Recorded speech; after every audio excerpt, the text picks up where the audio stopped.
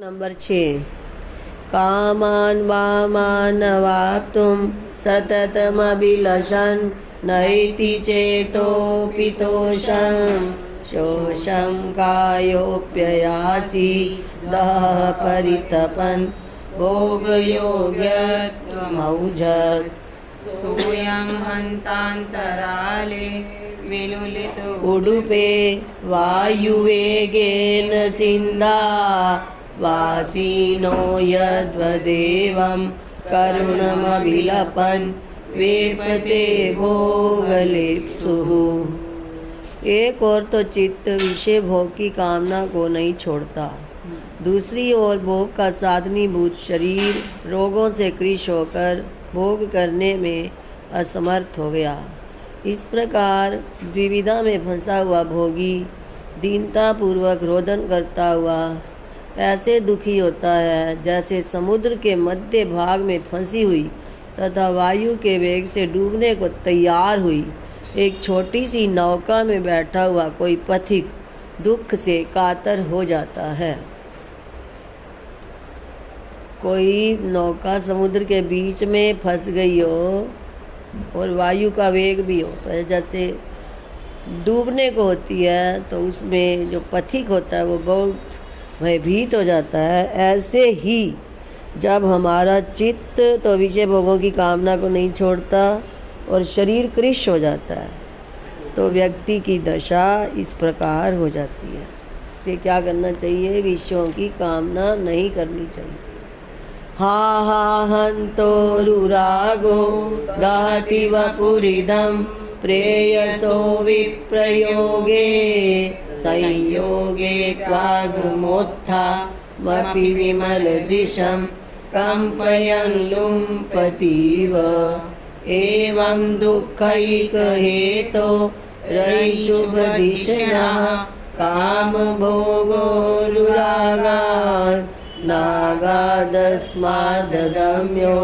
कटगरलमयात् प्रस्यत स्वास्थ्यहेतोः। ये राग केवल दुख का ही हेतु है, क्योंकि विषय न मिलने पर यह शोक और चिंता आदि उत्पन्न करके शरीर को नष्ट कर देता है और विषय प्राप्त होने पर शास्त्र पर्यालोचन से उत्पन्न हुई विवेक दृष्टि को लुप्त प्राय कर डालता है। इसलिए हे निर्मल बुद्धि युक्त मुमुक्षु पुरुषों, तुम अपने कल्याण के लिए दुख मात्र के हेतुभूत अचिकित्सेय और भयंकर विष से भरे हुए इस विषय भोगासक्ति रूप सर्प से सदा बचते ही रहो। श्लोक नंबर 7 इसमें शार्दूल विक्रीडित छंद है। यत्पूर्वं त्वमृतेन तुल्यमभवत्।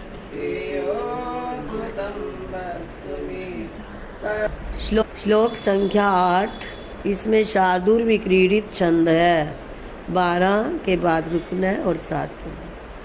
यत्पूर्वं त्वमृतेन तुल्यमभवत् प्रेयोद्भुतं वस्तु मे कस्मात् तत्त्वगतेऽपि दीर्घसमये स्वेडायते सम्प्रति यं किमिवेन्द्रजालमथवा मोहोऽथवा मामको ज्ञातं वो ननु मायिकस्य जगतो रूपं चलं न स्थिरम्। जो वस्तु पहले मुझे अमृत के समान प्रिय थी वही कुछ ही समय में ना जाने विष के समान क्यों प्रतीत होने लगी है। क्या स्वप्न है अथवा इंद्रजाल है या मेरा ही भ्रम है? नहीं, ये सब कुछ नहीं है, किंतु ये इस माइक संसार का स्वरूप ही चंचल है, स्थिर नहीं है। यहाँ प्रत्येक वस्तु कुछ काल तक सुख देकर अंत में नष्ट होने वाली ही है। रागो श्लोक नंबर 9 रागो रागत्वयुक्तः सुखयति हृदयं कालमत्राल्पमेव क्लेशनात्यंगम तु तत्राप यथ न सुखवशान् मन्यते क्लेश एषः द्वेषत्वं प्राप्य सोऽयं सपदि पुनरहो विन्दति स्वान्तखण्डम् आहा चण्डं तथापि त्यजति न तमहो पापमेतन्मनो में। राग रूप से थोड़े ही समय हृदय को सुखी करता है, परंतु उस काल में भी शरीर को तो दुख पहुंचाता ही है। तथापि सुख के संस्कारों के कारण वह क्लेश प्रतीत नहीं होता है। फिर वह शीघ्र ही द्वेष का रूप धारण करके हृदय का छेदन करता है। ऐसे दुष्ट राग को समझकर भी मेरा पापी मन उसका त्याग नहीं करता। श्लोक संख्या 10। संयोगा प्रेयसो मे मरणमुपगता काम भूमिं श्मशानं प्रीत्वा रागे चिताग्नौ ज्वलति मम पुरस्ताद्रुदन्तीन्द्रियाणि कस्त्राता स्यादमीशां विधिरपि विमुखो रागिणां रक्षणेद्य सद्यो भ्रातर्विवेका व्रजविरतिवचो समाश्वासयितान्। विषय के साथ जो संयोग था वह आज मृत्यु को प्राप्त हो गया और अंतःकरण रूप श्मशान भूमि में रागात्मक चिताग्नि प्रज्वलित होने लगी। यह देखकर इंद्रियां विह्वल होकर रोने लगी। इनकी रक्षा अब कौन कर सकता है? रागियों की रक्षा करने से तो परमात्मा भी विमुख हैं। इसलिए भाई विवेक, तुम ही शीघ्र आकर वैराग्यपूर्ण वचनों से इनको धैर्य प्रदान करो। श्लोक नंबर 11। पूर्वं या सुप्तयासीन् मम हृदय बिले रागनामा भुजंगः सोऽयं सद्यो व्यजागर विषम विषमया प्रेयसः संप्रयोगे हा हा दष्टोऽस्मि दष्टा पतति वपुरिदं पूर्णते मानसं मे कष्टं भो सर्वमेतत् सपदि समभवत् शून्यमन्तर्वियोगे। विषय विष से भरा हुआ, विषम विष से भरा हुआ, विषम विष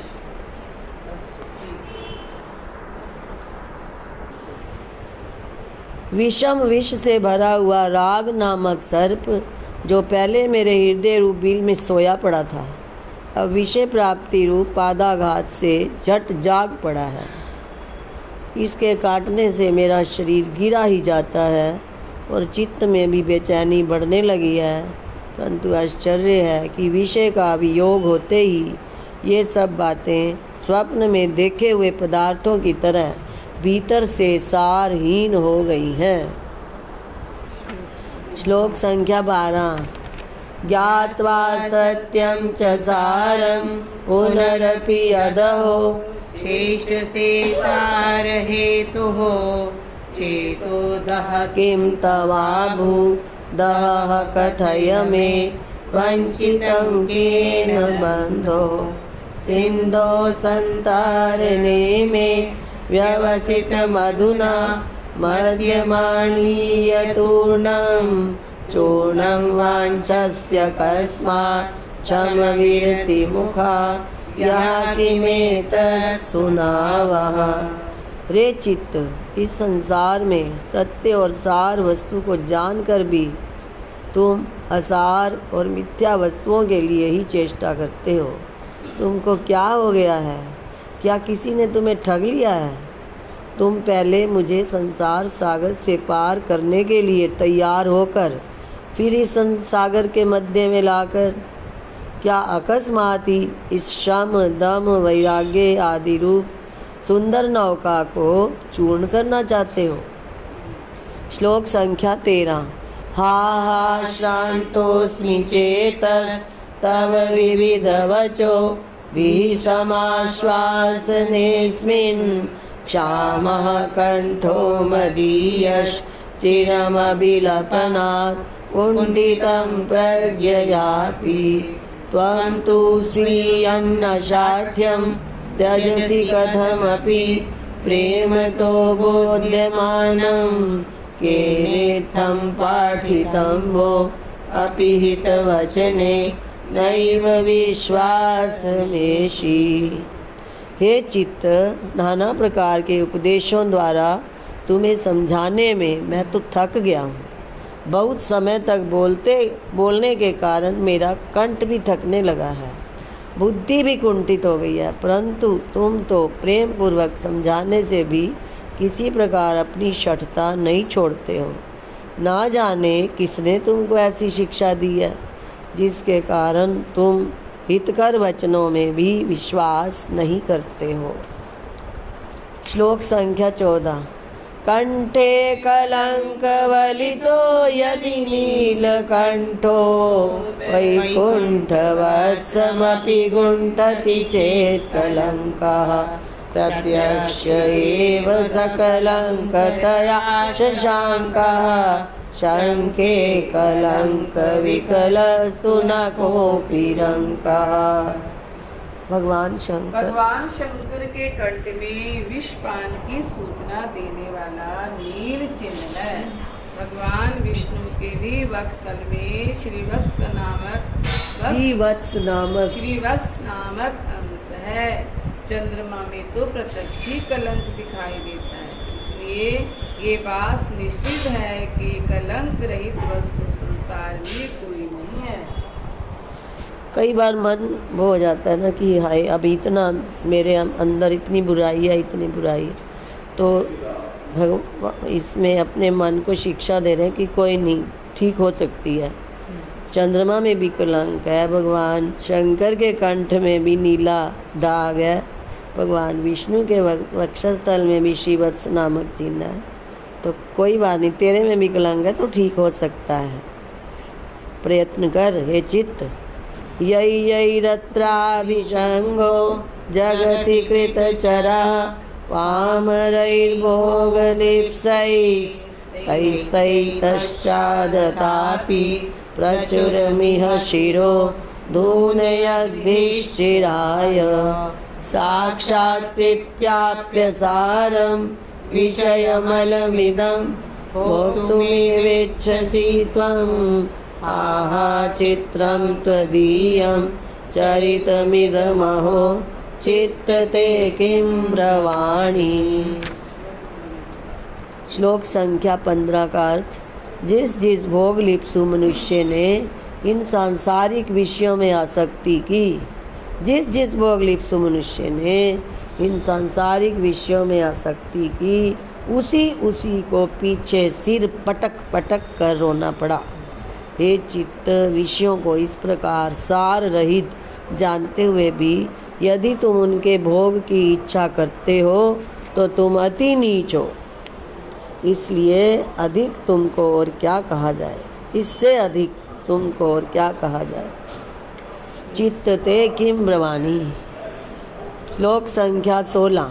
मोगास्ते ते क्रियौघा सपदि शममगु स्वान्तराज्यान्यमुनि शून्यानासन् समन्तात् तदपि तदुदिता क्लेशकाये मनस्ता चेतस्ते स्वस्थयन्ति प्रतिघटिकमहो कोपराधोऽस्य जन्तोः सन्तोऽत्र स्युः प्रमाणम् किमिह बहुविधा वक्तुमर्हामयेते। तूने सुख की प्राप्ति के लिए जिन जिन क्रियाओं का आरंभ किया था वे सब विफल रहीं।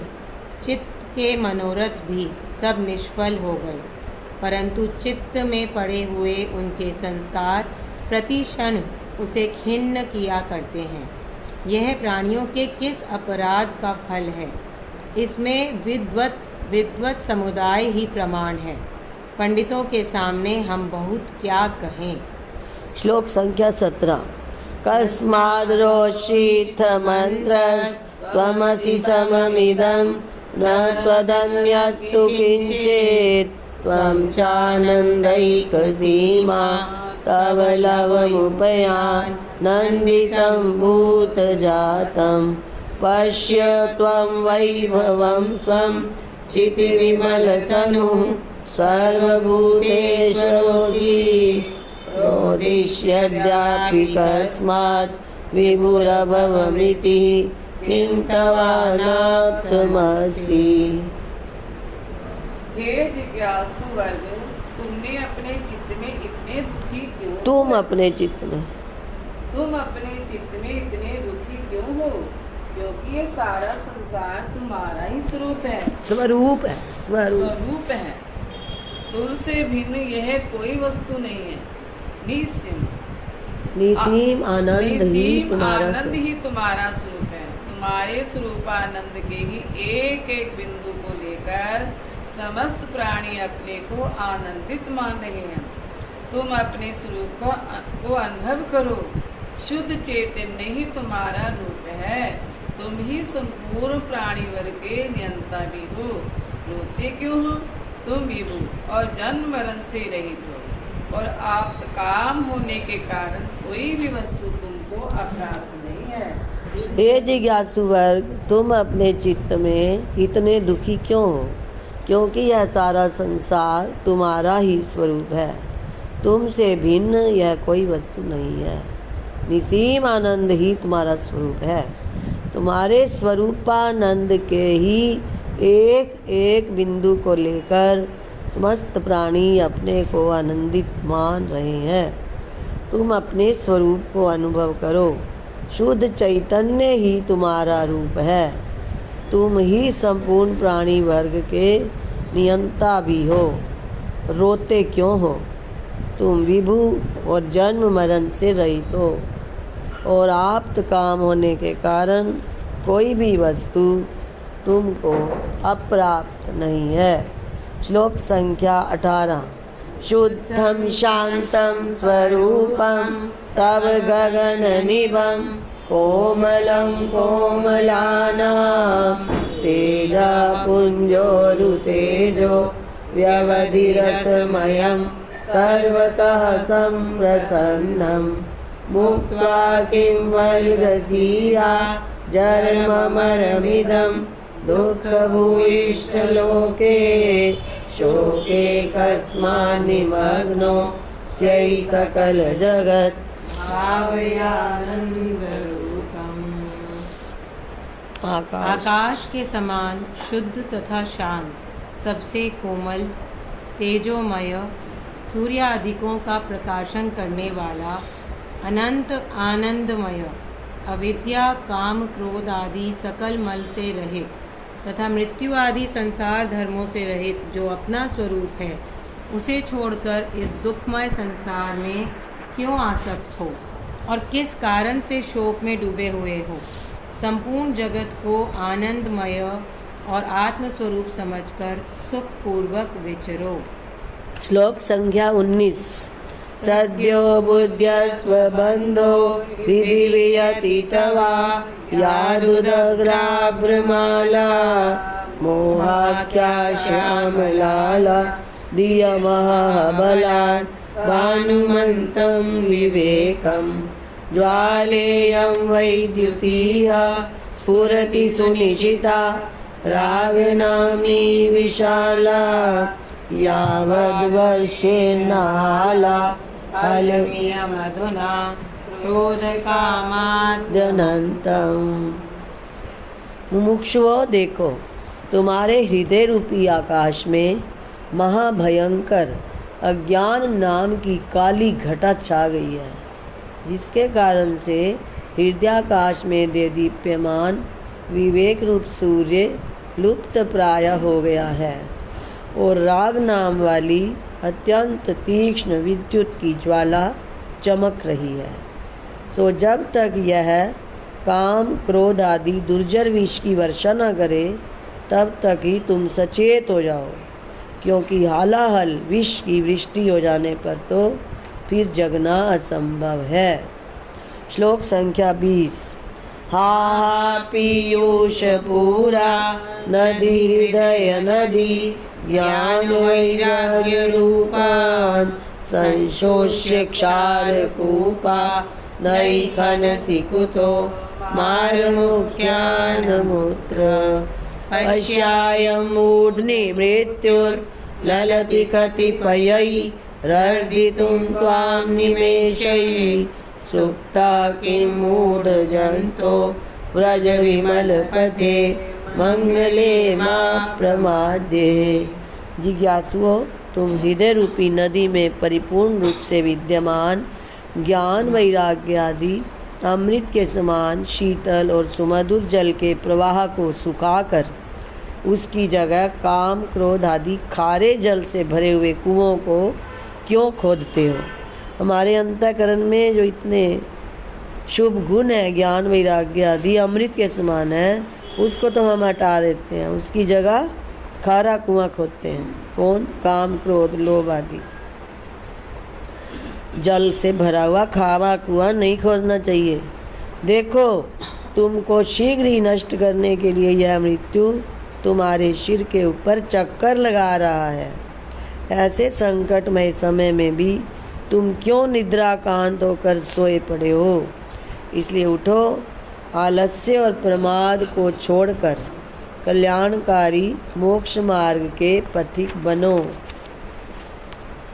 अगला श्लोक बड़ा ही सुंदर है। कई बार चित्त हमारा कहना ना माने तो चित्त हमारे से छोटा है, क्षुद्र है, तो आत्मा को बलशाली जानकर, अपने आप को बलशाली जानकर, भगवान ने भी कहा इंद्रियों से परे मन, मन से परे बुद्धि, बुद्धि से भी श्रेष्ठ परे सूक्ष्म बलवान आत्मा।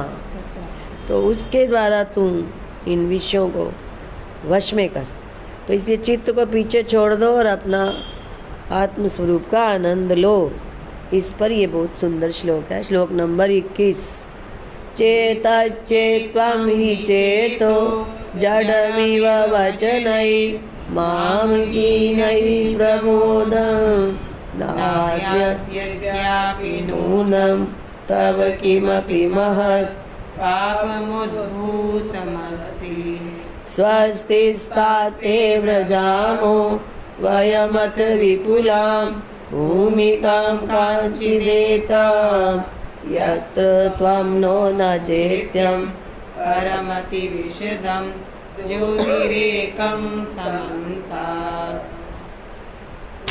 हे चित्त, यदि तुम चेतन होते हुए भी जड़ की तरह अभी मेरे वचनों द्वारा नहीं समझोगे तो जान लेना कि तुम्हारा कोई अति उग्र पाप उदय हो रहा है।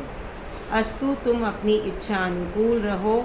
हम भी उस स्थान पर जाते हैं जहाँ तुम तथा कोई अन्य अनात्म स्वरूप दृश्य भी नहीं है, किंतु एक अत्यंत निर्मल एवं विश्वव्यापी आत्म स्वरूप प्रकाश विद्यमान है। श्लोक संख्या 22। चेताशिन्वे तदन्ते परमहितमहं श्रावये संग्रहेण सौख्यं यास्यस्य वश्यं ऋतुसपदि सखे केवलं तद्ग्रहेण त्यक्त्वा नात्माभिमाना नतिविशदधिया वीक्ष्य चात्मानमेकं पश्यच्चैवैनमन्तर्बहिरपि च जगत् स्वप्नभावेन जय्या। हे चित्त, सावधान होकर सुनो, मैं तुमको संक्षेप से परम हितकर वाक्य सुनाता हूँ, जिसका पालन करने से तुम शीघ्र ही परमानंद को प्राप्त हो जाओगे। वह यह कि तुम रहेगे आदि में अहम अहंत्व ममत्व रूप अनात्माभिमान को त्याग कर तथा निर्मल और सूक्ष्म बुद्धि से एक अद्वितीय आत्मा को साक्षात्कार करके फिर उसी को बाहर भीतर परिपूर्ण रूप से अनुभव करते इस जगत को स्वाप्निक पदार्थों के समान समझकर छोड़ दो। इस जगत को स्वाप्निक पदार्थों के समान समझकर छोड़ दो। अद्वितीय आत्मा को साक्षात्कार करके फिर उसी को बाहर भीतर परिपूर्ण रूप से अनुभव करते हुए इस जगत को स्वप्न भावेन जय्या, स्वाप्निक पदार्थों के समान समझकर छोड़ दो। श्लोक संख्या 23। चेता किं खिद्यसे त्वं लिखितमिह पुरा यद्भवेत्ते विधात्रा भाव्यं तेनैव नूनं शुभमशुभमथो भुङ्क्ष्व भूत्वा प्रसन्नं मायामेतां समस्तामपि विदितवदस्तेन शोकोचितत्वं सत्वं भूयिष्ठमङ्गी कुरु विहर सदा स्वीय कर्मानुसारम्। चेत तुम इतने खिन्न क्यों होते हो? परमात्मा ने जो कुछ शुभ अथवा अशुभ तुम्हारे भाग्य में लिख दिया है वही होगा, उसे तुम प्रसन्न होकर भोगो। और इस सकल संसार को मायामय समझने वाले पुरुष को शोक अथवा खेद करना उचित भी नहीं है। इसलिए धैर्य धारण कर सदा अपने भाग्यानुसार प्राप्त पदार्थ से प्रसन्न रहते हुए विचरण करो। श्लोक संख्या 24। दुःखान्यायान्ति सद्यो जगति तनुभृतां यान्त्यकस्मात् सुखानि तेषामन्ते सुखानि प्रकटमुपनमन् ते पुनर्दुःखवन्ति जायन्ते चाथ मृत्वा मरणमुपलभन् ते जनित्वा तथामि एवं संसारवृत्तं चलमधिगतवान् खेदमोदौ भजेत कः। इस संसार में प्रत्येक प्राणी को कभी तो दुख घेर लेते हैं, कभी अकस्मात ही वह बड़े सुख का भोक्ता बन जाता है। तदनंतर फिर हठात दुखों से घिरकर वे अनंत सुखमय जीवन का अनुभव करता है। इसी प्रकार वह कभी तो जन्म धारण कर मृत्यु को प्राप्त होता है और कभी मरण के पश्चात पुनः उत्पन्न होता है। इस प्रकार इस संसार को अहर्निश घटी यंत्र के समान घूमने वाला समझकर कौन बुद्धिमान सांसारिक पदार्थों में हर्ष अथवा शोक को प्राप्त होगा। मतलब जीवन में परिस्थितियां एक जैसी नहीं रहती, कभी दुख कभी सुख। इसलिए घटी यंत्र के समान घूम रहा है ये संसार दिन रात। दुख सुख आते जाते रहेंगे, कभी हर्ष अथवा शोक नहीं होना चाहिए। दुख में तड़पो नहीं, सुख में फूलो नहीं, प्राण जाए मगर नाम भूलो। एक जैसी परिस्थितियां नहीं रहेंगी। श्लोक संख्या 25।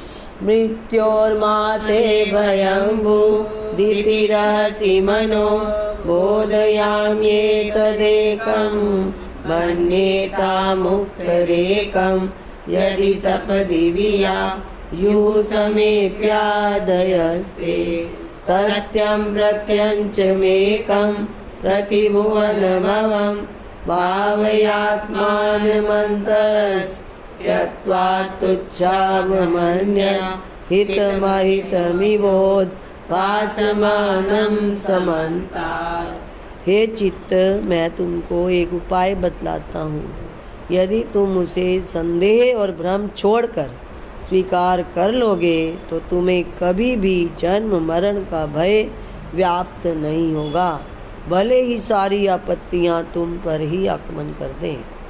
वह उपाय यह है कि जो हितकर से प्रतीत होने पर भी वस्तुतः अनर्थकर हैं, ऐसे इन तुच्छ अनात्म पदार्थों का राग छोड़कर सत्य सर्वव्यापी एवं सबके साक्षी भूत अपने प्रत्येक आत्मा अंतरात्मा का ही मनन चिंतन और ध्यान किया करो। श्लोक संख्या 26। हा गत्वा ध्वानमर्दं कथमपि च पुरो दृश्यमानेऽपि धाम्नि चेता किं मोक्षनाम्नि प्रयदभिवलसे मन्दपश्चादकस्मात् भुक्त्वा भोगान् निहत्यान् मधुकरलयुतान् ओपमान्यस्मरः किं यायूर्ध्वं मागमोदो न यदि कृतधियां हास्यतां यास्यसीह। हे चित्त, परमार्थ का आधा मार्ग तय कर लेने पर और मोक्ष नामक परम धाम के दृष्टिगोचर होने पर भी तुम क्यों पीछे संसार की ओर चलने लगे? क्या मधु और विष मिले हुए अन्न के समान भोग काल में मधुर और परिणाम में अनिष्ट करने वाले सांसारिक विषयों को अनुभव करके भी उनके स्वरूप को भूल गए? चलो, उन्नति की ओर बढ़ो, अवनति की ओर जाना उचित नहीं है। उन्नति की ओर बढ़ो, अवनति की ओर जाना उचित नहीं है। यदि ऐसा नहीं करोगे तो बुद्धिमान पुरुषों में तुम्हारा उपहास होगा। श्लोक संख्या 27। एते प्रेयोभिलापा आह कथममि कोमलांगेषु संगा रूपं हा पाटलाभं मधुमधुरमिदं चादरोपान्तलग्नं प्रोत्सिप्ता लोभयन्ते मुखकमलपुटा दुर्कटा मोदधारा आहैवं मोहवन्तो जगति जडधियो भ्रासतां यन्ति मृत्युः। श्लोक संख्या 28। जायस्येका बुभुक्षा चिरतदनुजनु सा द्वितीया मुमुक्षा द्वे अप्येते भगिन्यौ मम च दुहितरा वेत्य चेतोऽङ्गणे मे वैरायेते तदाद्या करणगणयुतै काकिनी सा कनिष्ठा पक्षेयां यन्ति मायास्तदिह लघुतरं दुर्बलत्वात् प्रियत्वात्।